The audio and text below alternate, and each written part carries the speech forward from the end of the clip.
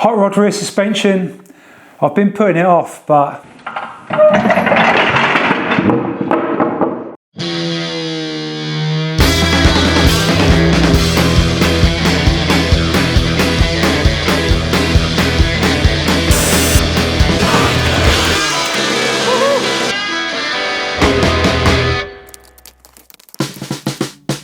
at the moment the frame is literally just sat on top of the diff there, the rear axle, and I have got this Model A rear spring which has got reverse eyes, and so it should all sit slightly lower than a standard Model A rear end. The other thing I bought some time ago, wasn't really for this car, but I do have a 4-link setup which is actually meant for a different car completely, and I was going to use it on a different project, but I do have this, so I have lots of different brackets here and ends. I also have the kit, same as the front, these bungs, tie rod ends, brackets, which I've used on the front wishbones there, so I've got that again, and I also have 2 sets of wishbones actually. Not quite sure which ones I'm going to use. Some longer ones. I think these ones I'll probably end up using. They feel a little bit heavier, a bit beefier. They do already have some inserts, but they're bigger than I need for the kit I have for the tie rod ends. So I might end up chopping those off and still having to weld in the bungs. I hopefully have got enough stuff to at least get the suspension there roughly tacked into place, but the first job I think is to get the frame, the chassis at the right angle. Then I can kind of see what I'm dealing with, the space. I can always obviously pull out leaves from that spring, or even Z the rear cross member if I need to get the frame down. I'm hoping not to have to do that, but obviously if I do have to. The hot rod in the end will be a high boy, so I'm not worried about it being fairly high up, but obviously I don't want it so jacked up at the rear. Anyway, let's get these on jack stands, the rear of the frame, and up to, I think I'm going to start with the 3-degree frame rake, and we'll see where we go from there. Okay, I have the chassis on these jack stands here, and we're roughly at 3 degrees. Well, between 2 and 3 anyway. So that gives you an idea of the height. So the spring is sat there. You can see it come down there, and I've just roughly thrown these brackets that are going to go on there with the shackles. There's that one and that one. And that's looking pretty good. It's roughly in about the right position. Gives me my 3-degree rake that I was after. Now obviously this back end, when I get the weight of the car on, it will go down. However, I've got a little surprise for the front end, which is gonna bring that down another inch.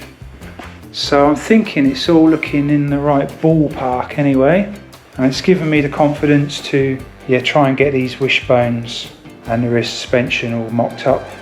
This is kind of my understanding of how the rear suspension on those old Fords with the wishbones worked. If you've got your diff there and your wheel is there, the old wishbones connected to the axle kind of underneath in a couple of places and went up to the frame there, but they also had a fixed torque tube which connected to the diff. And inside there you had your prop shaft, I'm not sure what they're called when they're inside a torque tube. But basically this whole thing, the torque tube and the wishbone together, triangulated the axle. Obviously you've got your spring above as well to stop the lateral movement.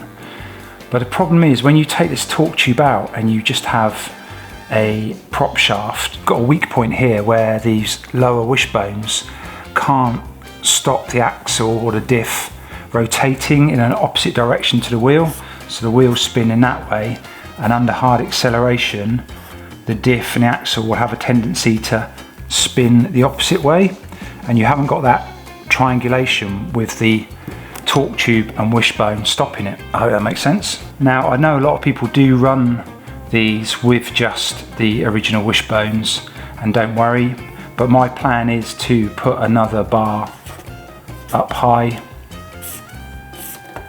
to get that triangulation back in, and I will also convert the end of this wishbone to having a bush, so it will act basically like a 4-bar system. And then my other worry is lateral movement. So looking from above, you've got your diff again, axle and your wheels, and of course you've got your spring, your leaf spring, which runs this way, and that's connected to the axle with shackles either end. But those shackles, if you've got your spring coming down and you mount to the axle there, your shackles go between the two, and that allows for some movement of the rear axle left and right. And I know some people, they add a panhard bar to stop that happening, but my idea is we split these wishbones, so the wishbones are going to come into the frame at a slight angle there, and I'm proposing to run the top bars this way back to the frame, and that will give me my triangulation.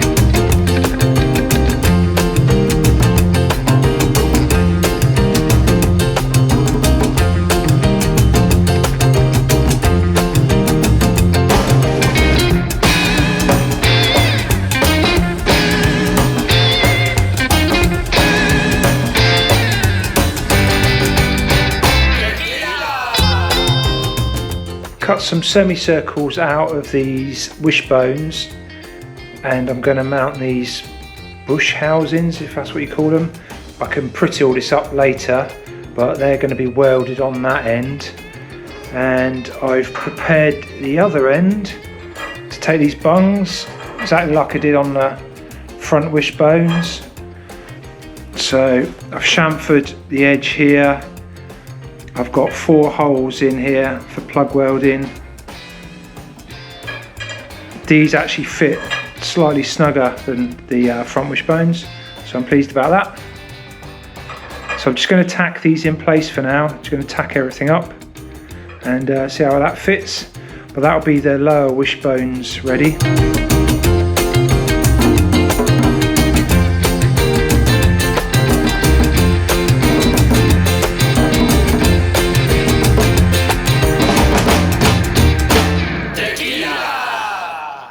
And here we have the rear wishbones loosely in position.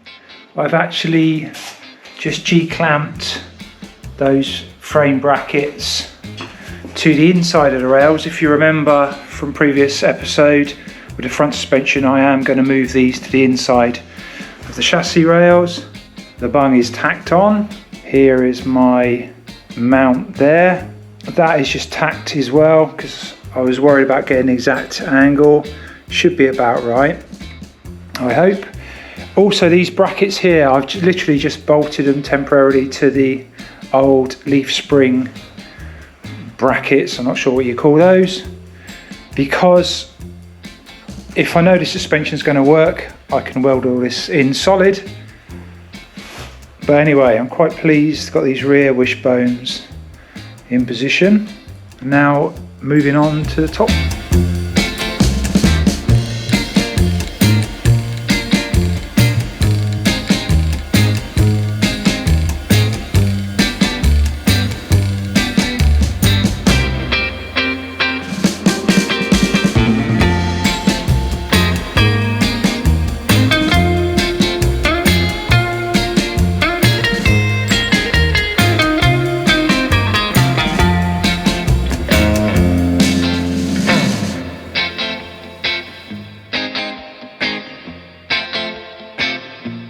Here we have the top bars mocked up. It's nice and level across there.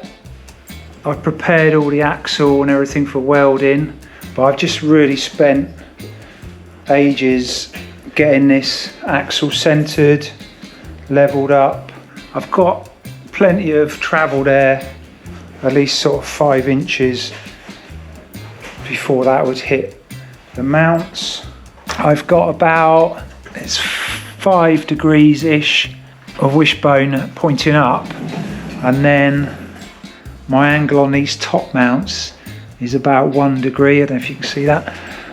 1 degree down. On their 4-bar 4-link system like this, these at some point would intersect if they kept on going, these bars. Different people say different things, but apparently if that point where they intersect would have been around by the front bumper, that should ride nice. I don't think it's going to quite intersect there, but I'm not building a race car. And obviously you can see what I'm going for now, and that's a triangulated 4-link system. So the bottom wishbones go out that way slightly, but these top 2 bars are triangulated. That together with the spring, I'm just hoping there won't be any sideways movement. Again, it's all just 100% new to me. First time I've ever done anything like this. I mean, possibly I've somehow triangulated this so it won't move at all. I've literally no idea. Oh man, I'm so interested to see if this is going to work or not. Literally no idea. Right, let's get these tacked up. These brackets are both tack welded on, and I put this temporary cross brace, cross member in. It's going to need to go up above the prop shaft just to support these front mounts. Now is the time to test the whole thing. I haven't mounted the spring because I just want to like cycle the axle up and down. See if it binds up. I guess it will just start lifting the whole chassis up. These mounts, I've just got a couple of tacks on here as well, so I'm hoping that's strong enough, and a couple of G-clamps to hold that. The pinion angle on there matches the pinion angle on the end of the transmission. Let's try and put the jack under the rear axle and just see if it lifts up without binding. The moment of truth. Is this going to go up and down, and without moving that pinion angle too much and without binding?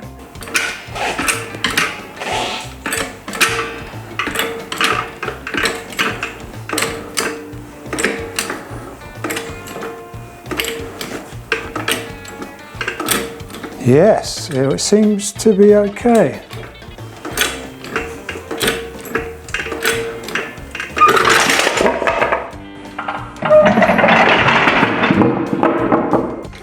Well, jack fell out. I'll try that one more time. I just wanted to check the pinion angle when it's up in the air. But that seemed to be going up with no issues.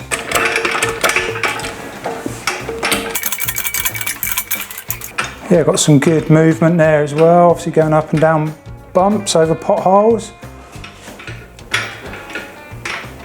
Let's just check that pinion angle. Well, that's pretty good. And I'm just wondering how far we can go. I mean, that's so much travel there. And it's close to touching. I mean, we got at least 150 mil, 160 mil of travel there. Probably another 10 or 20 mil there. So I think 170, 180 mil of travel. Gonna let it back down again now. Just watching out again for any sort of signs of any binding.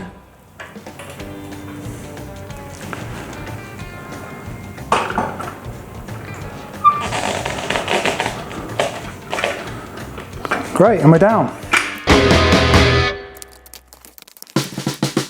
That has been a massive palaver. I've spent way too long on this rear suspension, and I've completely run out of time. I haven't had a chance to fit that spring and weld the brackets for that on there, but that's going to be for another time now. First time ever to do something like this, a 4-bar suspension. It might not be quite the norm for these traditional hot rods. Hopefully I've explained the reasons why. I feel quite confident if this is going to work that it should be nice and safe rather than risking just having the bottom wishbones and then breaking, etc. And yeah, hopefully it'll be a nice ride down the road. Thank you very much for watching. Don't forget to hit the subscribe button if you haven't already. You can find us on Facebook and Instagram. We have merchandise which we ship all around the world, and I'll see you on the next one. Thank you very much. Cheers.